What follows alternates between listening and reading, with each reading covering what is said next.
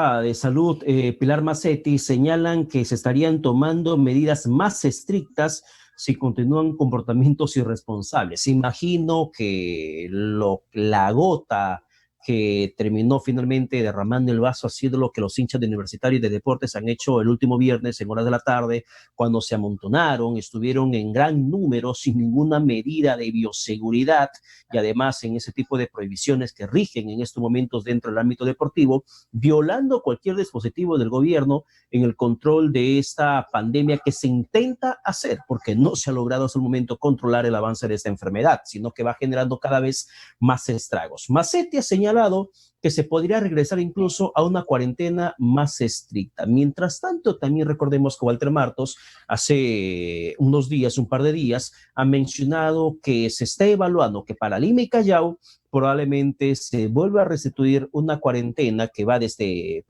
un aislamiento, la inmovilización social obligatoria que va a comenzar a regir desde las 8 de la mañana hasta las 4 de la mañana del día siguiente, como estaba antes.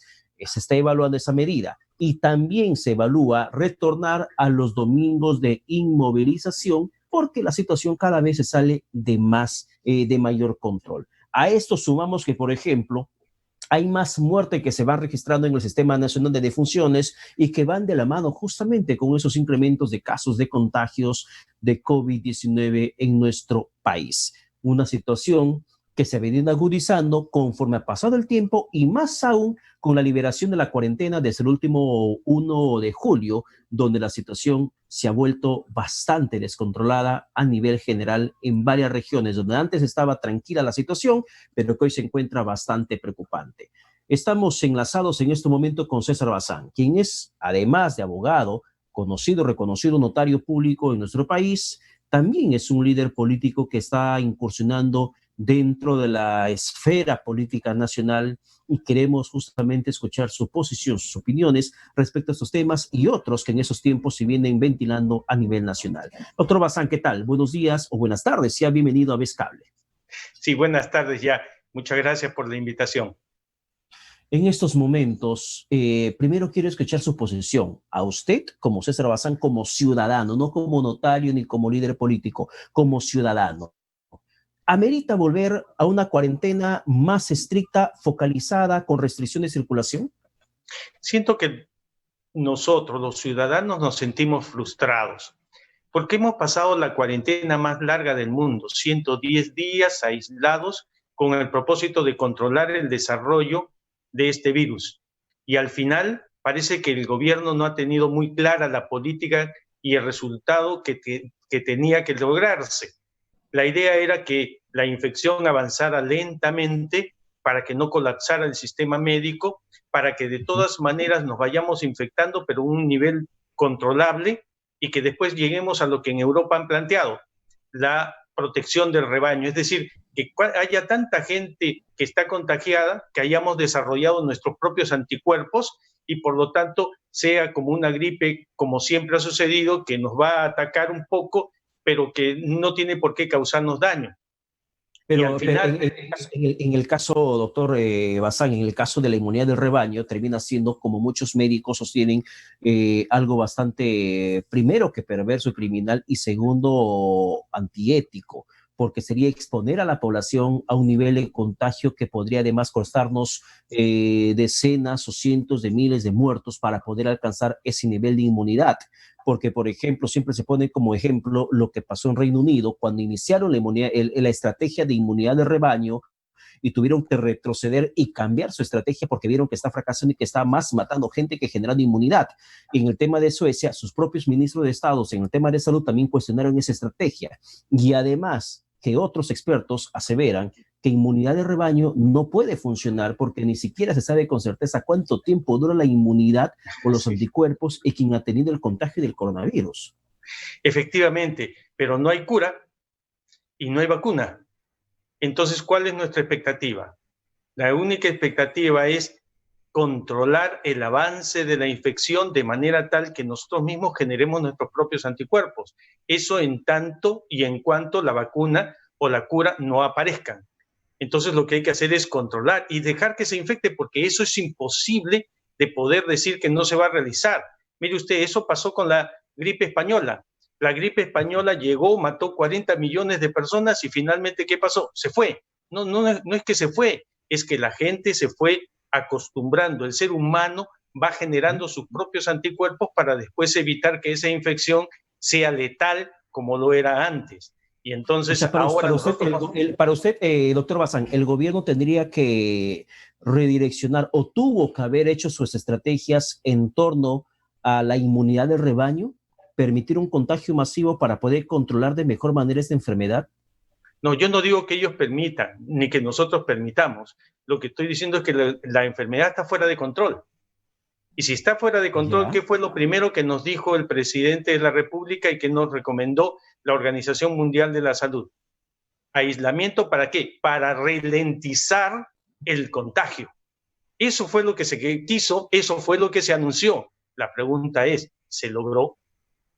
Y como no se ha logrado, entonces ahora otra vez estamos yendo a aplicar lo mismo, pero otra vez sin el mismo criterio para saber qué tanto tendríamos nosotros que haber avanzado en la infección. Mire usted, el ejemplo de Alemania es mucho más claro. Ellos también aplican el tema de la inmunización del rebaño. Y sin embargo, ellos sí están controlados. Les sobran hospitales, dan atención inclusive a otros países para poder generar una mejor atención para todos. Entonces, nosotros aquí en el Perú, primero, estábamos atrasados más de 30 o 40 años en infraestructura médica, 30 o 40 años en la formación de médicos para la atención, 40 o 50 años que el Estado se había desentendido de la salud pública y por lo tanto nosotros que pagamos nuestros impuestos no nos sentimos protegidos por el Estado. Una de las funciones principales del Estado, además de la educación, es proteger la salud. ¿De qué Ya, manera estamos protegidos? doctor Bazán, ¿cómo hacer, por ejemplo, a ver, pongámonos en estos momentos ya con usted hablando como líder político, luego nos explica un poco más de su organización, por Sí, favor. claro.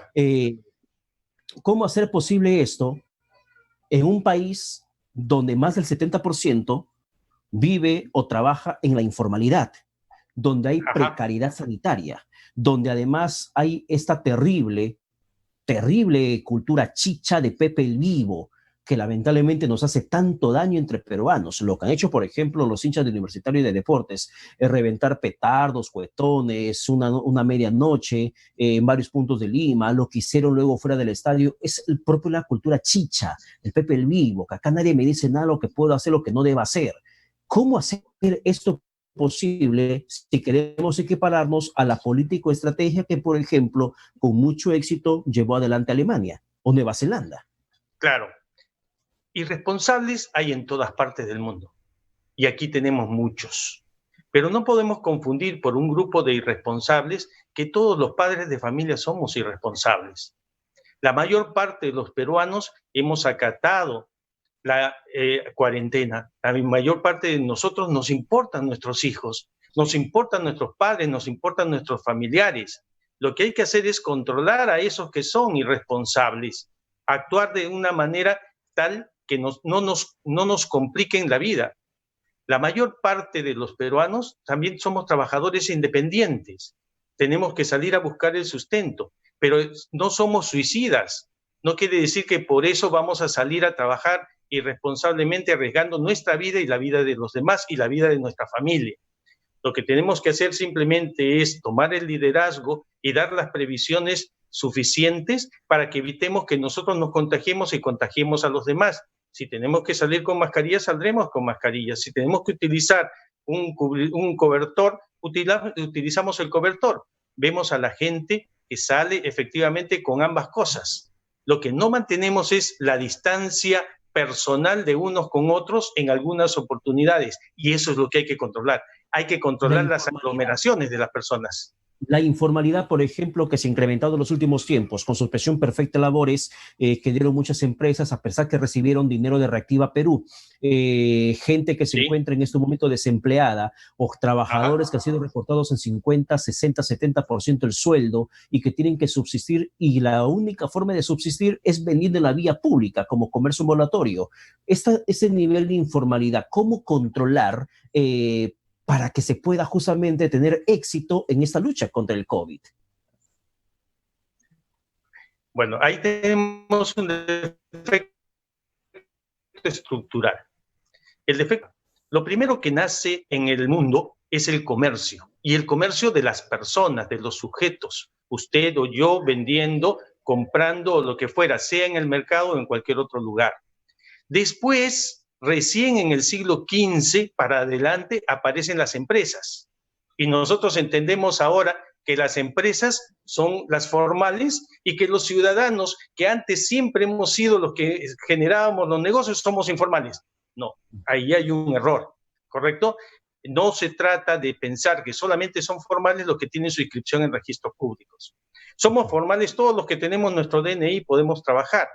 El Estado ya debía haber trabajado en eso, formando una fuente, un lugar de información general para que todos con nuestro DNI que nos podemos identificar, podamos saber qué cosas somos y cómo actuamos y según eso poder controlar.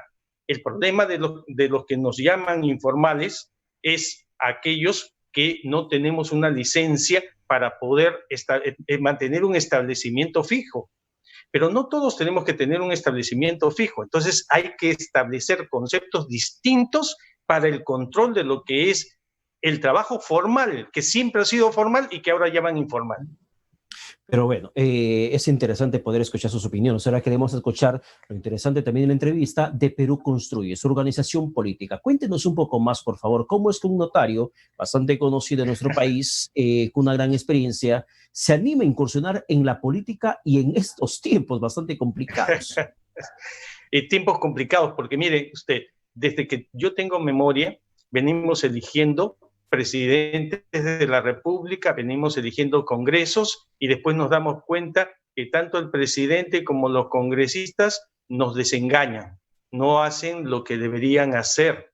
Y entonces vamos eligiendo cada 5 años un nuevo presidente, nuevos congresistas, nuevos alcaldes, nuevos gobernadores regionales y nuevas decepciones. Nosotros no debemos ser parte del problema y vivir quejándonos de lo que otros no hacen. Es necesario que aquellos que no hemos participado antes en la política y no tenemos mancha de ninguna naturaleza, colaboremos con nuestro país, actuemos pensando ya en nuestra generación está de salida. Tenemos que interesar a los jóvenes, a aquellos que van a ser las generaciones del futuro y que van a permitir la renovación del país, para que se interesen en la política y que se den cuenta que la política es una profesión y esa profesión como político puede generar, si es que está dirigida con ética y con valores, buenos resultados. Entonces, todos podemos construir un país dando la posta correspondiente y enseñando a los demás con el ejemplo que en política se debe actuar y se puede actuar bien. Pero estamos hablando de César Bazán, que se anima a incursionar en la política en tiempos donde además hay expresidentes, uno que se suicidó, otro que se encuentra a proceso de extraditar como Alejandro Toledo, hay otro como Pedro Pablo Kuczynski que está con arresto domiciliario, hay otro como Yantumala que se encuentra justamente también esperando su proceso judicial para ver si regresa a prisión o es condenado, hay otro como Alberto Fujimori con su socio Vladimiro Montesinos que se encuentran encarcelados, hay otro como Martín Vizcarra, a quien al parecer le van a esperar muchas denuncias en el proceso en cuanto termine su mandato presidencial. Estamos hablando que hay personas, políticos, que entraron y que se encuentran con la soga al cuello frente a la justicia peruana. Es que hay algunos que entran a la política queriendo enriquecerse allí y no tienen la formación de valores suficiente como para poder impedir que esa perversión del poder los lleve por malos caminos. A estas alturas de nuestra vida nosotros no entramos para ganar un centavo ni enriquecernos del erario público. Entramos porque la gente joven, la gente buena, tiene que participar, porque si no participamos aquellos que estamos fuera de la política entendemos en su buen sentido de la palabra, no nos quejemos después de que elegimos a malos gobernantes. O somos parte del problema o somos parte de la solución del problema. Y aquellos que no hemos participado y sí somos parte de la solución, debemos actuar. Y debemos actuar ahora que todavía podemos hacerlo. Después de eso se perderán generaciones, actuarán otros y seguiremos exactamente en lo mismo. ¿Cuánto tiempo ¿Cómo más? gobernar en un país, doctor Bazán?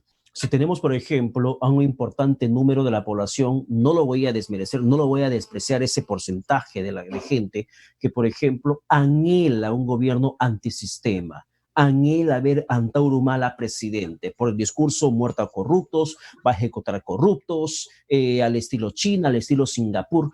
¿Cómo poder uno aspirar a un país que pueda ser de primer mundo si aún hay el sentimiento antisistema por la clase, la casta política que nos gobierna a lo largo de todos esos tiempos? Usted ha mencionado que cada 5 años, cada 4 años elegimos autoridades entre alcaldes, gobernadores o presidentes, pero en realidad, al parecer, en el Perú no elegimos autoridades, elegimos a nuevos corruptos, porque cada uno que entra hace peor cosa que el anterior.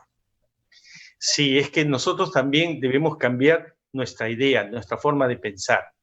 No elegimos cada 5 años un rey, elegimos un presidente. No elegimos un congresista que se sienta rey y que se sienta que no puede rendirle ni tiene por qué rendirle cuentas al pueblo, que se siente elegido por 5 años y que cada 5 años lo legitimarán o no. Esos congresistas, una vez elegidos, ya no pertenecen a sus partidos.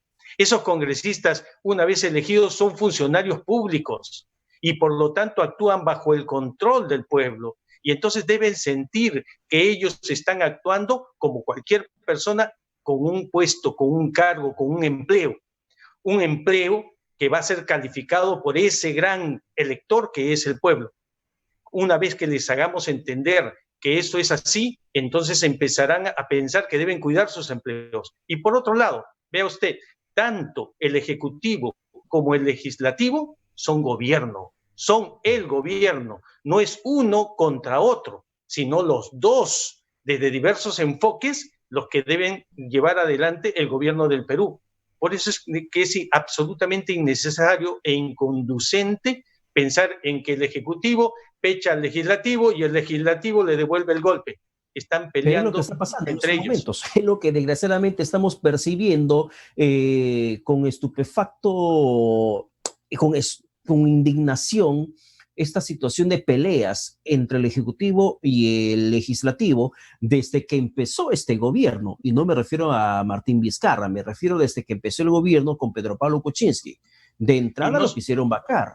Y seguimos en la misma línea. Hasta ahora se vuelve a escuchar tambores de vacancia contra Martín Vizcarra. Sí, pero no solamente en este gobierno, sino también en los anteriores. Una vez que se elige a un presidente, inmediatamente sale la oposición a decir, nosotros somos oposición. ¿Oposición de qué? ¿Oposición al Perú? Que tengan un criterio distinto para actuar y para pensar es su derecho y así es como debe ser. Pero no es una guerra entre un poder contra otro poder. Son los dos poderes los que actúan generando una actitud de gobierno y por lo tanto deben entender que debe actuar con responsabilidad. Por eso digo que es un problema mental, es un problema de estructura.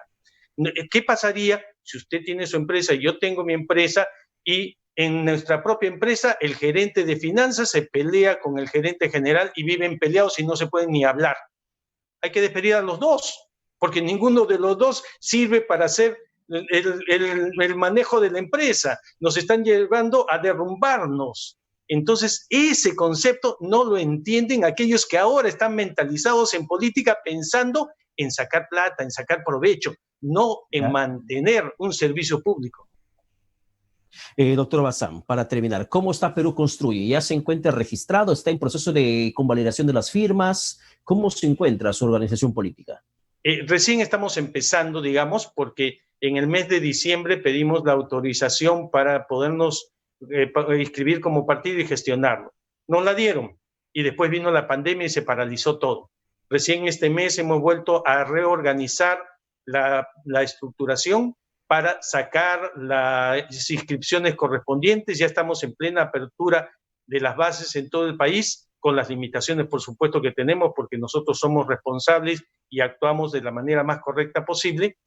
Y esperamos de aquí a fin de mes obtener las 25,000 afiliaciones que necesitamos para poder inscribir al partido y participar en las próximas elecciones. Bien, doctor César Bazán, muchas gracias por la comunicación, por el contacto. No, gracias a usted por la entrevista. Bien, que tenga un buen domingo, bendecido domingo. Vamos a la pausa, regresamos con más aquí en Rumbo al Poder por la señal de Vez Cable en Televisión, Canal 3.